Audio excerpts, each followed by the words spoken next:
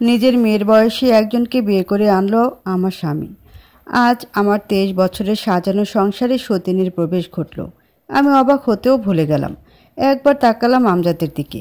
সে পাশে একজন সুন্দরী মেয়েকে নিয়ে দাঁড়িয়ে আছে নিশ্চিন্ত মনে। বড় প্রশ্ন করতে ইচ্ছে করছিল তাকে, এই 23 বছর পর আমার মধ্যে কি এমন কমতি দেখলে যে অন্য নারীতে মন গেল? আমি প্রশ্ন করতে পারলাম না। আজ চারপাশ কেমন মলিন লাগছে। বাড়ির কেউ তাকে কিচ্ছু বলেনি। উল্টো নতুন বউ বরণে ব্যস্ত তারা। আমাকে সব মেনে নিতে বলছে। পুরুষ মানুষ 4টা বিয়ে করতে পারে, আমাকে তো থাকতে দিচ্ছে, আমাকে তো তালাক দিচ্ছে না। আমি মানতে পারছি না এইসব। তালাকের প্রসঙ্গ ওদিক থেকে উঠবেই বা কেন? আমি তো নিজের সবটা দিয়েছিলাম, নিজের দিক থেকে সঠিক ছিলাম। দোষ সে করেছে, আমি কেন ভোগ করবো এই দশা? আমার চোখের জল শুকিয়ে গেছে। পাগলামো করতে আর ইচ্ছে যাচ্ছে না। কার জন্য পাগলামি করব? সেই পুরুষের জন্য যে এখন অন্য কারো? ছি, এই পুরুষের সাথে আমি 23 বছর সংসার করেছি। একটা প্রাপ্তবয়স্ক মেয়ে আছে আমাদের। এতটুকুও মাথা রাখিনি আমজাদ? এত সব চিন্তা ভাবনা করতে করতে আয়েশা নতমুখী হয়ে বসে থাকলো। মেয়েটা ভার্সিটিতে গেছে, বাড়ি এলে কি বলবে তাকে? মাথায় ঘুরপাক খাচ্ছে বারবার। সকাল গড়িয়ে গেছে, গত রাতে বিয়ে করেছিল, আজ সকালে বউ এনেছে। এভাবেই ঠায়ে বসে রইল আয়েশা। চিন্তা শক্তি লোপ পাচ্ছে যে। বাবা মা ছোটবেলায় মারা গেছে, বড় হয়েছে মামার বাড়ি। সংসার জীবনের এই 23 বছর পর চাইলেই আর সে মামা বাড়িতে যাওয়ার উপায় নেই আয়েশার। গিয়ে কি বলবে? আশ্রয় চাইবে? সম্ভব না তো। অস্থিরতা অনুভব করছে আয়েশা। ফোন উঠিয়ে কল লাগালো তার একমাত্র সহায়কে। ক্যাম্পাসের মাঠে বসে গল্প করছে অরণি ও তাবাস্সুম। তাবাস্সুমের সাথে অরণির পরিচয় বছর 4 হয়েছে। একই ডিপার্টমেন্টের তারা।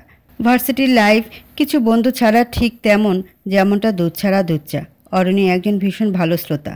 কাজে যেখানেই যায় কিছু পার্মানেন্ট বন্ধু জুটে যায় তার। ক্যাম্পাসেও কিছু আছে, তবে সবচেয়ে ভালো সখী যেজন সে হচ্ছে তাবাস্সুম। আজ তাবাস্সুম তাকে বলছে, দোস্ত, মাস্টার্সের একটা ভাই আছে বুঝছস, এত জোস, দেখতে পুরাই সালমান শাহ। চুলগুলো এত সুন্দর করে সেট করা থাকে সব সময়। আমি তো পুরাই টাসকি খেয়ে যাই। যতবার সে তাকায় ততবার চোখ দুটো হাত নিয়ে তার দিকে তাকায় থাকতে মন চায় রে দোস্ত।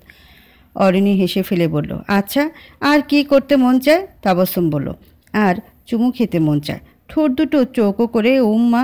অরণির মুখে হাত রেখে হেসে যাচ্ছে। তাবাস্সুম ফের বলল, বন্ধু সিরিয়াসলি? সবাই তাকে এই যে বলে ডাকে। আমার তাকে এই যে বলে ডাকতে ইচ্ছে করে। দাঁড়া, প্রোফাইলটা ঘুরে দেখি। তাবাস্সুম কথাটা বলে পড়ল বিপাকে। এখন কোত্থেকে আবার আইডি পাবে? নামটা তো জানে না। প্রায় 20 মিনিট ধরে ওর এর কাছে চেয়েছে, অবশেষে আইডির লিঙ্ক পেল। উৎফুল্ল মনে সে অরণিকে বলল, আসো, তোমাকে আমার ক্রাশ দেখাই। এই যে। অরণি মুচকে হেসে এদিকে তাকালো। তাবাস্সুম লিঙ্কে ঢুকতেই বলল, এই দেখ দেখ। অরণির সর্বপ্রথম নজর গেল আইডির মালিকের নামটাতে। সে ঠোঁট চেপে ফেলল। তার আগে তাবাস্সুম বলল, নাম দেখ তাবু। তাবাস্সুম নাম দেখল, সুন্দর করে লেখা, অনন্ত জলিল উদ্দিন। এটা কিনা দেখলেই হতো না? তাবাস্সুম দুঃখিত মনে বলল, আমি কিছু দেখতে পাইনি। আচ্ছা, হ্যাঁ মেয়ে আন্দা হো। অরণি হেসে ঢলে পড়ল তাবাস্সুমের গায়ে। মেয়েটা এত মিষ্টি, এর সাথে থাকলে অরণির কোনো দুঃখ লাগে না। অরণি হয়ে যায় পৃথিবীর সবচেয়ে হাসি খুশি মেয়ে। কিছুক্ষণের মধ্যে তার ফোনে কল এলো। স্ক্রিনে জলজল করছে নামটা মামনি। অরণি জলদি রিসিভ করে মিষ্টি করে বলল, হ্যাঁ মামনি বলো। ওপাশ থেকে আয়েশার থমকানো আওয়াজ এলো, কই তুই? নিষ্প্রাণ আওয়াজটাও কাঁপছে। শুনতে ভরকে উঠল অরণি। চিন্তিত হয়ে বলল, ক্যাম্পাসে। মামনি তুমি ঠিক আছো? আয়েশা এত কথা বলার পরিস্থিতিতে নেই এখন। দেহের বল ধরে রাখতে হিমশিম খাচ্ছে সে। যে কোনো সময় জ্ঞান হারাতে পারে। কথাটা বলা এখন তার কাছে সবচেয়ে কঠিন কাজ। মুখে প্রচণ্ড রকম জড়তা কাজ করছে। বেশ কষ্টে সে বলতে পারল, মা, বাড়ি আসতে পারবি? অরণি সময় নিল না, তৎক্ষণাৎ প্রত্যুত্তর করলো, আসছি। কল কেটে তাবাস্সুমকে বলল, বাড়ি যেতে হবে, থাক। কি হয়েছে জানি না, গেলেই বুঝতে পারবো। অরণির বাড়ি ফিরতে সময় লাগলো আধা ঘন্টা। বাড়ির প্রবেশ মুখেই কাকিদের কাছে জানতে পারলো বাবা বিয়ে করেছে আজ। হতবিহ্বল হয়ে সেখানেই দাঁড়িয়ে গেল। পর মুহূর্তে দৌড়ে প্রবেশ করলো ভেতরে। সোজা আমজাদের কাছে গেল সে। মাথায় ঘুরপাক খেতে লাগলো আধা ঘন্টা আগে ফোন কলে মায়ের অমন নির্জীবতা। এরপর অরণি যখন নিজের বাবার পাশে থাকা অল্প বয়সী মেয়েটাকে নিজের মায়ের জায়গায় দেখল, পায়ের নিচ থেকে যেন তার মাটিই সরে গেল। এটা তো হওয়ার কথা ছিল না। সম্ভব কি করে? তার বাবা একটু রাগী, একটু কম কথা বলে, মিশুক না, চুপচাপ ও গম্ভীর স্বভাবের। সব ঠিক আছে, কিন্তু লুকিয়ে চুরিয়ে আরেকটা বিয়ে করার মতো নিকৃষ্ট লোক হিসেবে নিজের বাবাকে মানতে অরণির কষ্ট হচ্ছে। আজ সকালে তার বাবা যে মেয়েটিকে বিয়ে করে এনেছে তার নাম রোকসানা। রোকসানার বয়স 22, তার সমবয়সী। অরণি অবাক চোখে মেয়েটিকে দেখল। আরেকটা বিয়ে করলো? কচি মেয়ে বিয়ে করলো? তার বাবা এমন ঘৃণ কাজ কি করে করতে পারল? বসার ঘর থেকে তার বেডরুম দেখা যাচ্ছে, দরজা খোলা। আয়েশা ওখানে বসে আছে নিষ্প্রাণ অবস্থায়। অরণি বড় শক্ত হৃদয়ের মেয়ে। সে মায়ের দিক থেকে চোখ সরিয়ে সোজা বাবার চোখে চোখ রাখল। গম্ভীর মুখে প্রশ্ন করল, কারণ? আমজাদ কিছু বলতে পারল না। কোন মুখে কি বলবে সেটাও বুঝল না। পুরো দুনিয়ার সামনে শক্ত সমর্থ লোকটা মেয়ের কাছে খানিকটা দুর্বলই বটে, কিন্তু একটা ছেলের অভাব যে এই বয়সে এসেও খুব টের পাচ্ছে সে কথা তো এভাবে বলা যায় না। অনেক চিন্তা করে গ্রামে বেড়ে ওঠা রোকসানাকে বিয়ে করেছে সে। আমজাদকে চুপ থাকতে দেখে অরণি রাগে দিক বিদিক শূন্য হয়ে পড়ল। উচ্চ সুরে জিজ্ঞেস করলো, অনুমতি নিয়েছিলে নিজের প্রথম স্ত্রীর? নিয়েছিলে? অনুমতি নেওয়া তো দূর, জানায়নি অবধি আমজাদ। পাশ থেকে দাদি ধমকে উঠল অরণিকে, বাপের সাথে এমনি বেয়াদবের মতো কথা কইতে শিখছিস কার থেকে? অসভ্য, চুপ করে থাক। অরণি আরও চেতে গেল। রক্ত লাল চোখে দাদিকে বলল, বেয়াদব অসভ্য তো তুমি আর তোমার ছেলে। ছেলেকে শিক্ষা দাওনি ঠিকঠাক। আমার মায়ের সাথে অন্যায় করেছে সে, আর আমাকে চুপ থাকতে বলছো? দাদি ভরকে গেল অরণির কথা বলার ধরন শুনে। এভাবে মেয়েটা কোনোদিন কারোর সাথে কথা বলেনি তো। কাকিরাও কিছুটা ভয় পাচ্ছে এবার। অরণি সকলকে দেখে নিয়ে আমজাদকে ফের বলল, কতখানি ঘৃণিত কাজ করেছো তুমি জানো? তুমি পাপ করেছো সেটা জানো? পৃথিবীর সবচেয়ে জঘন্যতম কাজ করেছো তুমি। তুমি তোমার স্ত্রীকে সর্বোচ্চ কষ্ট দিয়েছো। তুমি ক্ষমার অযোগ্য, তুমি নিকৃষ্ট। অরণি কথাগুলো বলে বড় বড় পায়ে রুমে প্রবেশ করলো। খাটে পা গুটিয়ে বসে আছে আয়েশা। পরনে তার কালো পাড়ে নীল শাড়ি এলোমেলো হয়ে আছে। অরণির সামনে দাঁড়িয়ে আয়েশাকে জড়িয়ে ধরল। মায়ের মাথাটা নিজের বুকে আগলে নিয়ে চুপচাপ দাঁড়ালো। মাথায় হাত বুলিয়ে বলল, মামুনি আমি আছি, আর কাউকে লাগবে না আমাদের। লাগবে কি বলো? আয়েশা কিছু বলতে পারল না, তার কান্না পেয়ে যাচ্ছে। অরণি আবারও বলল, তোমার দিক থেকে তুমি ঠিক ছিলে, অন্যায় সে করেছে, তুমি কেন কষ্ট পাবে মামুনি? মেয়ের কাছে এমন আহ্লাদ পেয়ে আয়েশা ফুপিয়ে কেঁদে উঠল। অরণি আরও শক্ত করে আয়েশাকে জড়িয়ে ধরল। আয়েশা এতক্ষণ একটু শান্তি পেল। মরুভূমির মতো উত্তপ্ত হৃদয়ে তার এক পশলা বৃষ্টি নামল। এই তো আশ্রয় তার। এইটুকু দিয়েই বাকি জীবনটা কাটিয়ে ফেলবে সে নিশ্চিত। অনেকটা সময় অরণি মায়ের মাথায় হাত বুলিয়ে দিয়ে গেল। আয়েশার কান্না থেমে গেছে, ফোপাচ্ছে একটু পরপর। অরণি ডাকলো তাকে, মামুনি কিছু প্রশ্ন করতে চাই, উত্তর দেওয়ার পরিস্থিতিতে আছো কি? আছি। অরণি আয়েশাকে ছেড়ে দাঁড়ালো। এরপর হাঁটু মুড়ে ফ্লোরে বসলো। আয়েশা দুই হাত নিজের দুই হাতে ধরে জিজ্ঞেস করলো, মামুনি তুমি কি এখনও তার সংসার করতে চাও? থমকালো আয়েশা। জল ছলছল চোখে তাকালো মেয়ের দিকে। কাপা কাপা ঠোঁটে বিড়বিড় করলো, চাই না। তুমি কি তাকে কোনো শাস্তি দিতে চাও? তুমি চাইলে আইনি সহায়তা নিতে পারি আমরা। চাই না। মাফ করে দিতে চাও? না। কি চাও? এসব থেকে মুক্তি চাই। যতদিন বেঁচে আছি এই লোকের মুখ দেখতে চাই না। তুমি নিশ্চিত? হ্যাঁ। অরণি আয়েশা দু হাত নিজের গালে ঠেকিয়ে বলল, তাই হবে। তুমি আস্থা রাখো আমার উপর। আয়েশা মাথা নাড়ল। অরণি উঠে লাগেজ বের করে আয়েশাকে বলল, মামুনি প্রয়োজনে সব গুছিয়ে নাও। আর হ্যাঁ, শুধু আমি তোমাকে যা কিনে দিয়েছি এবং বাপের বাড়ি থেকে যা নিয়ে এসেছিলে তাই গোছাও। এই লোকের একটা সুতাও নেবে না। আশা পুনরায় মাথা নেড়ে লাগেজ গোছাতে লাগলো। অরণিও নিজের সবটা গুছিয়ে নিল। সব শেষে 20 মিনিটের মধ্যে তারা রুম থেকে বেরোলো। অরণি এক হাতে নিজের মায়ের হাত ধরে রেখেছে। মাকে নিয়ে বাবার মুখোমুখি দাঁড়ালো সে। শক্ত গলায় বলল, খুব শীঘ্রই তালাকের ব্যবস্থা করা হবে। আপনার ও আপনার সকল সম্পত্তির ওপর থেকে আমি ও আমার মা সব ধরনের দাবি তুলে নিলাম। প্রথম স্ত্রীর অনুমতি ছাড়া দ্বিতীয় বিয়ে হয় না। আপনার বিয়েও বৈধ হয়নি। তালাকের পর পুনরায় বিয়ে করে নেবেন। শুভকামনা। আল্লাহ হাফেজ। সম্পূর্ণ অনিশ্চিত জীবন ব্যবস্থা নিয়ে মায়ের সাথে বাড়ি থেকে বেরিয়ে এলো অরণি। এখন কোথায় যাবে, কি করবে, কিভাবে থাকবে কিচ্ছু জানে না সে। শুধু একটা কথাই তার মাথায় গেঁথে আছে, যারা তার মাকে এত কষ্ট দিয়েছে তাদের কাছে আর এক মুহূর্তও নয়। অরণি একটা সিএনজি ডেকে নিল। ঢাকার একটা স্বনামধন্য পাবলিক বিশ্ববিদ্যালয়ে পড়ার দরুন টিউশনির ডিমান্ড বেশি অরণির। 2 জন ইন্টারমিডিয়েট লেভেলের স্টুডেন্টকে সে পড়ায়, তাতে ভালো একটা অ্যামাউন্ট আসে। অন্যদিকে অরণি একজন ফ্রিল্যান্সারও। ইন্টারমিডিয়েট শেষে শখ করে কোর্স করেছিল। এরপর তার এফোর্টে এখন মোটামুটি ভালো একটা পর্যায়ে আছে সে। ক্লায়েন্টদের কাছে তার ডিমান্ড ভালো, মান্থলি আর্নিং যথেষ্ট। ঢাকা শহরে এই টাকায় সংসার চালানো কষ্টসাধ্য নয়। এখানটায় এসে অরণি বুক ভরা শ্বাস টানল। ভাগ্যিস সে নিজেকে চালাতে সক্ষম, ভাগ্যিস আর্নিং সোর্স সে রেখেছিল, নয়তো এখন কি করত? প্রতিটা মেয়েরই উচিত বসে বসে সময় অপচয় না করে সে সময়টাকে কাজে লাগানো। যে বিষয়ে আগ্রহী সে, সেটাতে নিজেকে দক্ষ করা। দক্ষতা অভিজ্ঞতার চেয়ে বেশি উপকারী। এদিকে ভবিষ্যতের নিশ্চয়তা কেউ দিতে পারে না, কিন্তু বর্তমানে সঠিক সিদ্ধান্ত নিয়ে ভবিষ্যৎকে সুসজ্জিত করতে পারে। অরণির ভীষণ সুন্দর একটা দিক ছিল, সে বসে থাকেনি, সে কাজ করেছে, সে খেটেছে। অরণি তার মাকে নিয়ে সিএনজিতে করে তাবাসসুমের বাসায় চলে গেল। তাবাসসুমের বাসা শেওড়াপাড়ায়। অরণি তাকে কল দিয়ে সংক্ষেপে কিছুটা জানালো, এরপর বলল, আমি তোর বাসায় আসছি। তাবাসসুম উদ্বিগ্ন হয়ে বলল, তুই আন্টিকে নিয়ে আমার বাসায় আয়, যতদিন খুশি থাকবি। অরণি বাসায় পৌঁছাতেই তাবাসসুমের মা হেনা শরবত করে এনে দিল ওদের জন্য। আয়েশা বড় চুপচাপ হয়ে আছে। তাবাসসুম যতটা জানতো মাকে বলছিল, তাই হেনা বুঝতে পারছে। সে নিজেও খুব কষ্ট পেয়েছে অরণিদের এমন অবস্থা শুনে, হাপিত্যেশও করেছে। অরণি বহু কষ্টে আয়েশাকে কিছু খাওয়ালো, এরপর আয়েশাকে শুয়ে দিয়ে মাথায় হাত বুলিয়ে দিতে লাগলো। আস্তে ধীরে ক্লান্ত শরীরটা নেতে আসে। আয়েশা অরণির টুকটাক কথা শুনতে শুনতে ঘুমিয়ে পড়ে।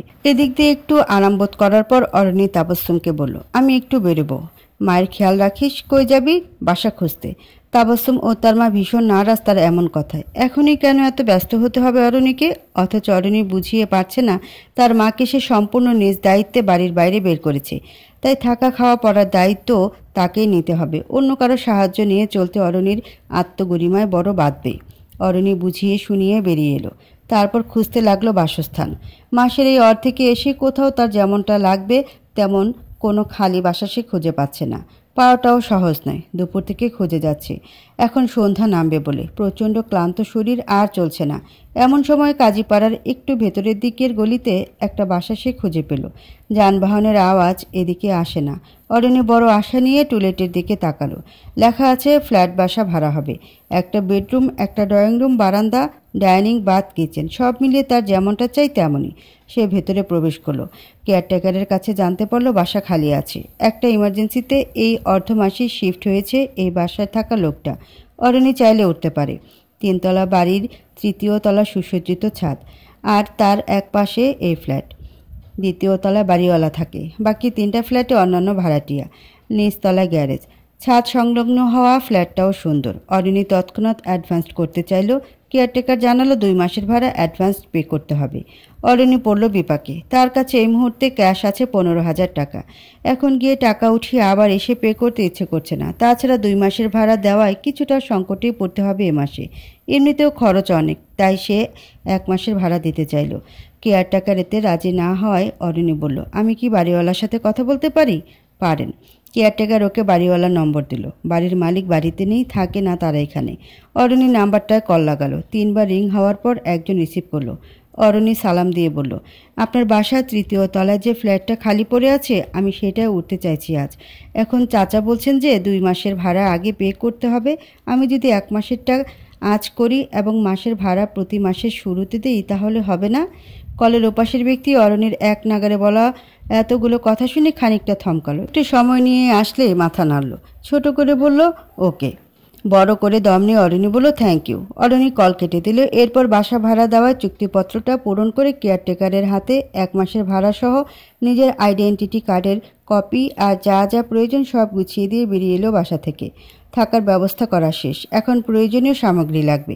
সব প্রয়োজন বাবা মেটাতো বলে নিজের উপার্জিত টাকা তার খরচ হতো না। মাঝে মধ্যে শখ করে মাকে এটা সেটা কিনে দিত, নিজে কিন্তু সেটুকুতে সব তো ফুরিয়ে যায়নি। অরণির ব্যাংক অ্যাকাউন্টে তাই একটা ভালো অ্যামাউন্ট জমা আছে। সেই টাকা উঠিয়ে নিল। খাট, আলমারি, ড্রেসিং মিরর, তোষক, চাদর, পর্দা, ফ্যান, লাইট, থালা বাসন, চাল ডাল, মশলা তরকারি সহ যা যা খুব জরুরি অরণি পাশের কয়েকটা দোকান থেকে তা কিনে নিল। বাকি সব আস্তে ধীরে নেওয়া যাবে। আর কিছুক্ষণের ভেতরেই সব নিয়ে এই নতুন বাসায় হাজির হলো সে। যারা ফার্নিচার নিয়ে এসেছিল তাদের দিয়ে জায়গা মতো সব রাখলো। সব গোছাতে গোছাতে বাজলো রাত 9:30। পরনের নীল রঙের গোলজামা ঘেমে গায়ের সাথে লেপ্টে আছে। খোপায় বাঁধা চুল মাথার উপরে আট করে বাঁধা, পুরো মুখ ক্লান্তিতে কালো হয়ে আছে। তার উপর সারাদিনে না খাওয়া। অরণি বেডরুম, কিচেন সব দিকে দৌড়াদৌড়ি করছে। এ ফাঁকে ভুলেই গেছে দরজা খোলা। ইফতি হাতে একটা আইডি কার্ডের কপি নিয়ে ছাদের একপাশে দাঁড়িয়ে আছে। কার্ডে একটা মিষ্টি দেখতে মেয়ের ছবি। সাধারণত ন্যাশনাল আইডেন্টিটি কার্ডের ছবি ভালো আসে না, তবে এতে ভালো দেখা যাচ্ছে। নাম আঞ্জুমান অরণি। ইফতিকে যখন কেয়ারটেকার করিম বলে, স্যার বাড়িতে তো আজই মাইয়াটা উঠতে চায়, কি করুম, আমার সুবিধা লাগতেছে না। এমনি না যায় না না শুনা ভাড়া দেওয়ান কি ঠিক হইল? মেয়েটার অমন ক্লান্ত আওয়াজই অতগুলো কথা শুনে ইফতি নিশ্চিন্ত মনে বলল, মেয়েটার প্রয়োজন হয়তো। আর এনআইডি অ্যাড্রেস সব দিয়েছে। আমি এলেই না হয় বাকি সব দেখে নেব। করিমার এত কিছু বলেনি। ইফতি কাজ শেষেই তাই এ বাসায় চলে আসে। ফ্রেশ হয়ে হাতে 1 কাপ ধোয়া ওড়ানো কফি নিয়ে ছাদে এসে সে দাঁড়িয়ে আছে এবং করিমের দেওয়া অরণির কার্ডের কপিটা দেখছে। ছাদে ওঠার সময় চোখ অবশ্য ফ্ল্যাটের ভেতরে গেছিল। মেয়েটাকে আনমনে কাজ করতে দেখে চোখ সরিয়ে নিয়েছিল তখনই। কিন্তু কথা বলা জরুরি। অনেক সময় হয়েছে ছাদে আসার। সে কফির মগটা রেলিংয়ের ওপর রেখে পকেটে হাত গুজে লম্বা লম্বা পায়ে ফ্ল্যাটের দিকে এগিয়ে গেল। ফ্ল্যাটের ভেতরে না তাকিয়ে দরজা নক করলো। অরণি তরিতে এদিকে ঘুরল। গায়ের ওড়না ঠিক করে এগিয়ে এলো এপাশে। প্রশ্নাত্মক চোখে তাকিয়ে রইল ইফতির দিকে। অরণি যখন তার মুখোমুখি দাঁড়ালো, ইফতির চোখ তুলে তাকালো তখন। সারা দিনের অনাহার, মাথার উপর এত এত চিন্তা, ক্লান্তি সব মিলিয়ে অরণিকে যেমনটা দেখাচ্ছে তা বলা বাহুল্য। ছোট্ট শরীরটায় আর দাঁড়িয়ে থাকারও জোর নেই, তবুও শরীরের সাথে মনের জেদ চলছে তার। সে জেদ দেখিয়ে এখনও কাজ করে যাচ্ছে। সাধারণত অপরাধীরা চোখে চোখ রেখে কথা বলতে পারে না, চোখের পাতা কাঁপে তাদের। ইফতি বিষয়টা বোঝে। অরণিকে পরীক্ষা করতে কিংবা এমনি ইচ্ছে করছে বলেই হয়তো তার দিকে ইফতি স্থির দৃষ্টিতে তাকালো। গলায় গাম্ভীর্যের শতভাগ স্পর্শ রেখে বলল, আমি ইফতিকার মাহমুদ। অরণির খুব বলতে ইচ্ছে করলো, ও আচ্ছা, সুন্দর নাম। অথচ পরিস্থিতির সাথে যাচ্ছে না। যাবে না বলে এমন কথা সুন্দরী অরণি বলতে পারল না, বরঞ্চ তাকালো চোখের দিকে। অরণির চোখের দৃষ্টি তারও অধিক স্থির, নড়বড়ে নয় গলার আওয়াজও। অসম্ভব দৃঢ়তার সাথে সে বলল, সন্ধ্যায় আপনাকে কল করেছিলাম। হ্যাঁ, বিস্তারিত আলোচনা প্রয়োজন। পুরো দুনিয়া এখন অরণির কাছে অবসন্ন লাগছে। খিদে পেট জ্বালা করছে। সব গোছানো শেষ প্রায়, রান্নাও হয়ে এসেছে। মাকে এনেই খাবে একসাথে। এই অবস্থায় বিস্তর আলোচনার শক্তি তার নেই। শ্রান্ত গলায় বলল, আমি প্রচণ্ড টায়ার্ড আর অনেক কাজ বাকি। Can we talk tomorrow please? কি অবলীলায় নিজের পরিস্থিতিটা জানালো অরণি। জড়তা ও সংকোচের দোহাই দিয়ে বেশিরভাগ মানুষই না বলতে পারে না। অরণির না বলতে জড়ত্ব কাজ করে না। ব্যাপারটা প্রশংসনীয়। ইফতি কিছুক্ষণ চুপ থেকে বলল, শিওর। অরণি স্বস্তি শ্বাস ফেলল। ইফতি চলে যেতে সে রান্না শেষ করে শাওয়ার নিয়ে নিল। এক্সট্রা জামা কাঁধ ব্যাগে থাকে তার। একটু ফ্রেশ লাগতেই সে রিক্সা নিয়ে বের হয়ে গেল তাবস্সুমের বাসার উদ্দেশ্যে। মাকে নিয়ে আসতে হবে এখন। রাত 11:30 এদিকে সময়। বারান্দায় রাখা সোফায় গায়ে লেয়ে বসে সিগারেট টানছে ইফতি। পরনে টি শার্ট, ট্রাউজার। সদ্য শাওয়ার নেওয়া ভেজা চুলগুলো কপালে লেপ্টে আছে। চোখ দুটো বন্ধ করে এক নাগারে কয়টা যে সিগারেট শেষ করলো ইফতি জানে না। কখনো হিসেবও রাখে না। রিকশার টুংটাং শব্দে তার ঘোর কাটে। মাথা ঘুরিয়ে ওদিকে তাকানোর ইচ্ছেটা তার হলো না। একাকিত্ব খুব জ্বালাচ্ছে আজ তাকে। সব কিছু বিষণ্ণ লাগছে। বোধ হয় না দুনিয়ার কোনো চমকে এখন তাকে উৎফুল্ল করতে পারবে। অথচ বোধ না হওয়া জিনিসটা ঘটল। কিছুক্ষণ পর একটা মেয়েলি আওয়াজ তার কানে এলো, মামুনি, সাবধানে নামো। আওয়াজটা মোটা নাকি চিকন তা বিশেষ বোঝা যাচ্ছে না, তবে মিষ্টত্ব নেই, নমনীয়তা আছে শতভাগ। ইফতি না চাইতেও এবার সামান্য তাকালো ওদিকে। অরণির সাথে একজন 40 মহিলাকে দেখতে পেল। দুজনের চেহারার গঠনে 80% মিল। এক দেখা বলে দেওয়া যায় এরা মা মেয়ে।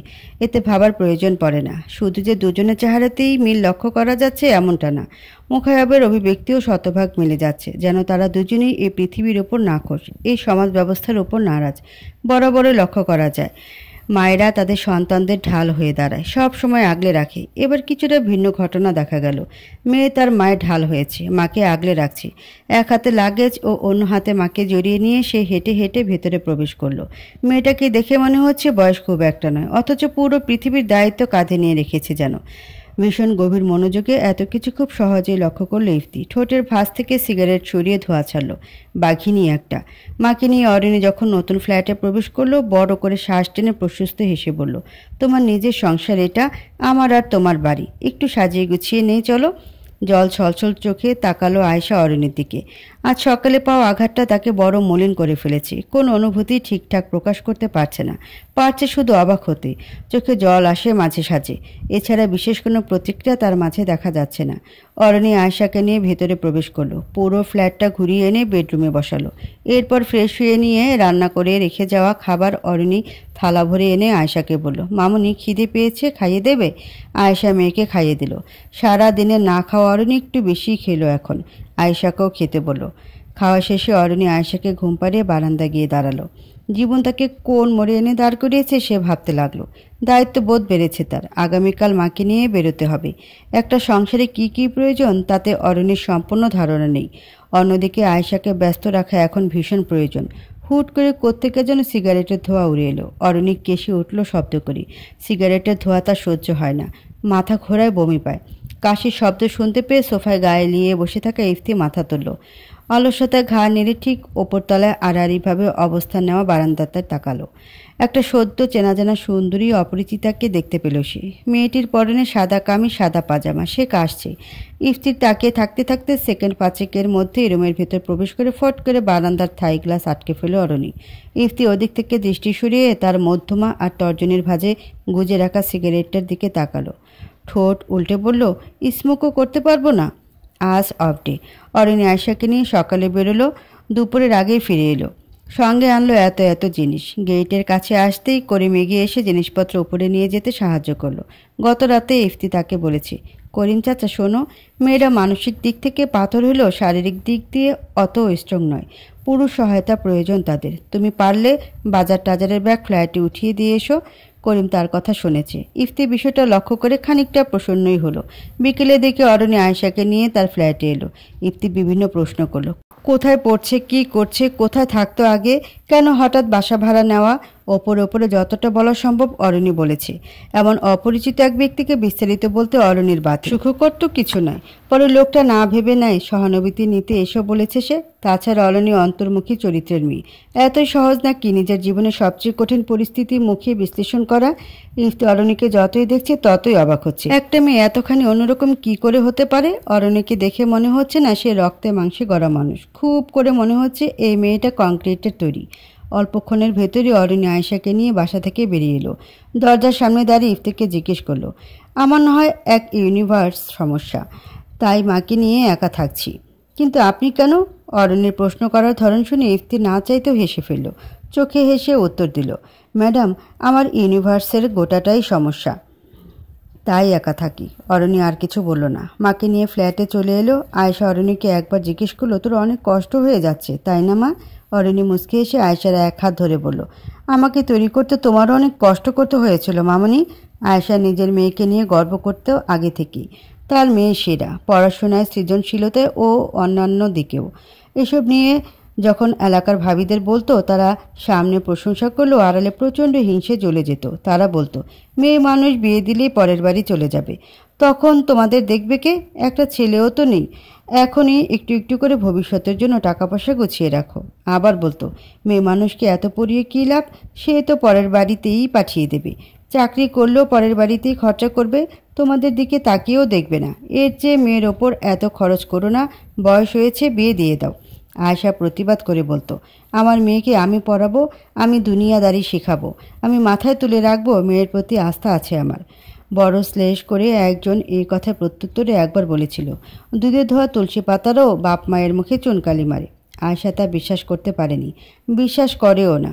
নিজের অনুরূপ তার মেয়ে কেন ব্যতিক্রম কিছু ঘটাবে? নিশ্চয়ই শুদ্ধতা, পবিত্রতা ও ন্যায়পরায়ণতায় তার মেয়ে কোনো রকমই কলঙ্ক লাগাবে না। আয়েশা অরণির দিকে তাকিয়ে বলল, অন্য কোনো মেয়ে কখনো এভাবে মায়ের সুখের দায়িত্ব নেয় না। অরণির হাসি মুখ ছড়িয়ে গেল, চোখ দুটো ছোট হলো। সে ভীষণ খুশি মনে বলল, all credit goes to you, আমাকে তুমি এভাবেই তৈরি করেছো। আয়েশা প্রচণ্ড সুখ অনুভব করলো। স্ত্রী হিসেবে যেমন তেমন, মা হিসেবে সে জিতে গেছে। এ কথা ভাবলেও যেন মন বাগিচায় ভ্রমণ করে, গান গায় আমোদিত হয়ে। এমন সময় হুট করে কলিং বেল বাজায়। সামান্য ভরকি উঠল আয়েশা। হাসি নিভে এলো অরণির। সরু চোখে তাকালো দরজার দিকে। এ বাসায় তো কারো আসার কথা নয়। অরণি দরজা খুলে দেখতে পেল একজন অপরিচিত মহিলা হাতে একটা বাটি নিয়ে হাস্যোজ্জ্বল মুখে দাঁড়িয়ে আছে। পরনে হালকা রঙের সুতির শাড়ি, চেহারায় আভিজাত্য রয়েছে। বয়স 40-50। মুখটায় কি মায়া! নিশ্চয়ই সে যৌবনে অসম্ভব রূপবতী ছিল। অরণি কিঞ্চিত বিস্মিত নজরে তাকে অবলোকন করল। সামনে দাঁড়িয়ে থাকা ভদ্রমহিলার নাম তনুজা। এখানকার একটা কলেজের লেকচারার। দোতলার ফ্ল্যাটে একাই থাকে সে, স্বামী সন্তান নেই তার। তনুজা নিজের পরিচয় দিতেই কোচকানো কপাল শিথিল হলো অরণির। সে সরে দাঁড়িয়ে তনুজাকে বলল, ভেতরে আসুন। বসার ঘরে বসার মতো ব্যবস্থা করা হয়নি এখনো, তাই অরণি তনুজাকে সোজা বেডরুমে নিয়ে গেল। তনুজা আয়েশাকে বলল, আপু, কালই আসতে চেয়েছিলাম, অত রাতে এসেছেন, বাসা গোছাতে ব্যস্ত ছিলেন ভেবে আসা হয়নি, তাই আজ চলে এলাম। বিরক্ত করে ফেললাম নাকি? আয়েশা অবিলম্বে বলল, সমস্যা নেই একদমই। তনুজা হাসল সামান্য। এরপর অরণির দিকে তাকিয়ে আয়েশাকে জিজ্ঞেস করল, কন্যা? আয়েশাও হেসে মাথা নাড়ল। তনুজা অরণিকে জিজ্ঞেস করলো, কি নাম সুন্দরী কন্যা? অরণি এমন সম্বোধনে লাজুক হেসে বলল, আঞ্জুমান অরণি। তনুজা প্রফুল্ল চিত্তে বলল, কি মিষ্টি। অরণি লজ্জায় মিশে যাচ্ছে। তনুজাকে তার এক দেখায় পছন্দ হয়ে গেছে। তার বাহ্যিকতা, ড্রেসিং সেন্স, বাচনভঙ্গি, আন্তরিকতা সব কিছুই আভিজাত্যপূর্ণ। এমন একজন মানুষের থেকে কমপ্লিমেন্ট পেয়ে অরণি সত্যি কিছুটা মেয়ে যাচ্ছে। আর তা তনুজার চোখেও পড়ল। এবার সে শব্দ করেই হাসল। মার্জিতভাবে সে হাসিতে বিরাজমান। সে হাতের বাটিটা এগিয়ে দিল অরণির দিকে। ভীষণ মিষ্টি মানুষদের জন্য সামান্য মিষ্টি এনেছি, পায়েস রেঁধেছি আপনাদের জন্য। অরণি হাতের বাটিটা নিয়ে বলল, আমাকে তুমি করে ডাকবেন প্লিজ, আমি আপনার অনেক ছোট, আর এসবের প্রয়োজন ছিল না একদমই। তনুজা জোর গলায় বলল, অবশ্যই প্রয়োজন ছিল, এত মিষ্টি মানুষদের কাছে খালি হাতে এলে পাপ লাগতো। তনুজার রসিকতায় আয়েশা ও অরণিও হাসতে বাধ্য হলো। অরণি বড়দের মাঝে থাকতে চাইল না, কিন্তু মাকে একা ছাড়তেও তার ইচ্ছে করল না। তাই চুপচাপ একপাশে দাঁড়িয়ে তনুজাকে পর্যবেক্ষণ করলো। এক সময় গিয়ে তার ভীষণ জানতে ইচ্ছে করলো, এত চমৎকার মানুষটা কেন জীবনে এতখানি একা? তার কি কোনো সঙ্গী হয়নি জীবনে? সে কি কখনো ভালোবাসা পায়নি, নাকি পেয়েছে এবং হারিয়েছে? এই মানুষটাও কি কপালে মন্দবাসা জুটেছিল? অস্বাভাবিক নয়। তার মাও তো চমৎকার একজন মানুষ, অথচ লোকটা তাকে ঠকিয়েছে। তার মানে কি রূপ, ঐশ্বর্য, মহত্ব, ব্যক্তিত্ব কোনো কিছু পুরুষকে বাড়তে জানে না? ভাবতেই বিষ বিষ লাগলো সবকিছু অরণির কাছে। মুখের ভেতরটা তেতো হয়ে উঠল। হাঁসফাঁস করতে লাগলো। সে বেরিয়ে এলো ফ্ল্যাট থেকে, ছাদের এক কোণে গিয়ে বসলো। ছাদের অর্ধেকটা বাগান করেছে ইফতি, বিভিন্ন ফুল গাছ লাগিয়েছে। এসবের পরিচর্যা করিম করে থাকে। তবে আজ যেহেতু ইফতি বাসায় আছে, তাই নিজেই বিকেল করে চলে এসেছে। সব গাছে পানি দেওয়া শেষে ভালো করে গাছগুলোর পরিদর্শন করছিল সে। আচমকা তার নজর যায় ছাদের উল্টো দিকে সিঁড়ির ওখানটায়। অরুণীদের ফ্ল্যাটের ওপরের অংশে আরেকটা ছাদের মতো জায়গা আছে, সেজন্য এখানে সিঁড়ির ব্যবস্থা। ইফতি লক্ষ্য করলো, একটা অলিভ রঙের গোল জামা পরে তৃতীয় সিঁড়িতে উঠে গালে হাত দিয়ে বসে আছে মেয়েটি। মুখখানা মলিন। এমনিতেও তাকে হাসতে দেখা যায় না, সর্বদা এইভাবেই তো থাকে, তাই বিশেষ কিছু না। ইফতি ছোট্ট করে শ্বাস ফেলল। সম্পূর্ণ একদিন হয়নি এই মেয়েটাকে চেনে সে। এটুকুতেই বড় কৌতূহলী বোধ করছে ওর ব্যাপারে, অথচ এরকমটা হওয়ার কথা ছিল না। ইফতি থমকালো। আদৌ কথা ছিল না? অকস্মাৎ সে আবারও টের পেল, নারী মাত্রই ছলনাময়ী। তারা দুনিয়ার যত ছলাকলা আছে সব আয়ত্তে রেখেছে। সে আর ছাদে দাঁড়ালো না, দ্রুত পায়ে প্রস্থান ঘটালো।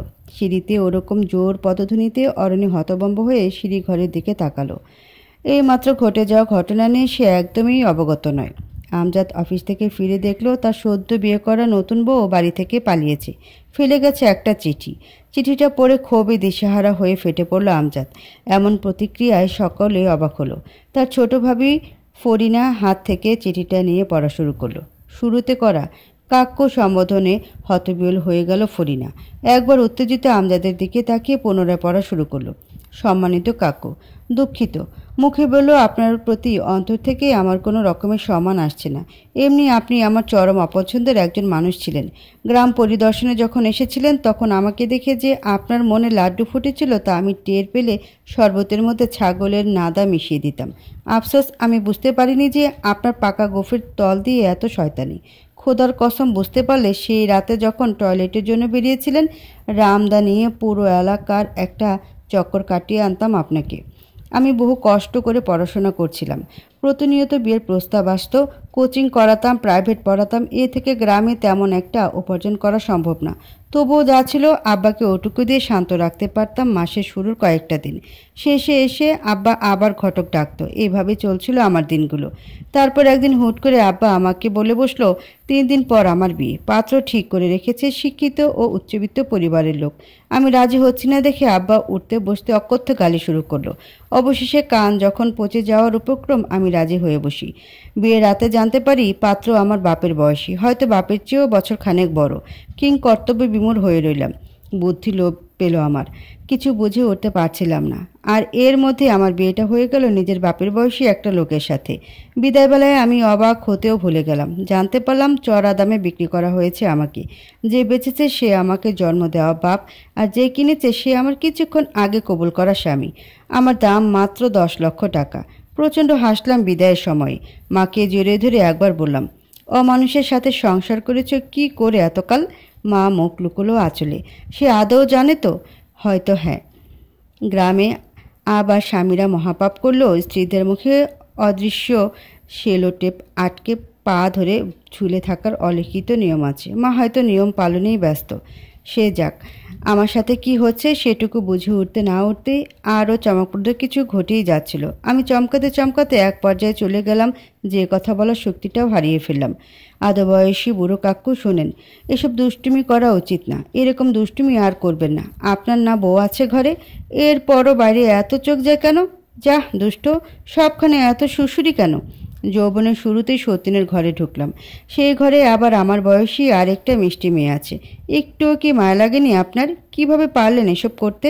আমার সাথে না হয় অন্যায় হয়েছে, আমি মানছি, আমার ভাগ্যের দোষ। অথচ একত্রে 3 জন নারীর সাথে আপনি যে অন্যায়টা করলেন, এটাকে ভাগ্য মানতে আমার বড় কষ্ট হচ্ছে। আমি এখনও ভুলতে পারছি না সেই নারীটিকে, যার 23 বছরের সংসারে আমি কাটা হয়ে ঢুকেছি। আমি এখনও সেই মেয়েটির ঘৃণিত দৃষ্টি ভুলতে পারছি না, যার দুনিয়া এলোমেলো করা ঝড়ের অনুরূপ আমি এসেছি। অথচ আমার জানা মতে দোষ আমি করিনি। আমার সাথেও অন্যায় হয়েছে। আপনার স্ত্রী সন্তানের থেকে শিখেছি অন্যায়ের সাথে আপোষে না আসতে। আমি এখন কি করব, কোথায় যাব জানি না। শুধু জানি যতদিন আপনার মতো জানোয়ারের সাথে সংসার করব ততদিন নিজের প্রতি ঘৃণা জন্মাতে থাকবে, আর তা আত্মঘাতে রূপ নিতে খুব বেশি সময়ও নেবে না। অথচ জান বাঁচানো ফরজ, তাই আল্লাহ আমাকে মাফ করবেন নিশ্চয়ই। নিজের জীবনের প্রতি শতভাগ ভালোবাসা আমার ছিল। আপনার মতো নিকৃষ্ট লোকের জন্য সেই ভালোবাসা আমি সামান্য ঘাটতিও আনব না। অতএব জনাবের নিকট আকুল আবেদন, সবাই রোকসানার মতো ভালো লোক হবে না।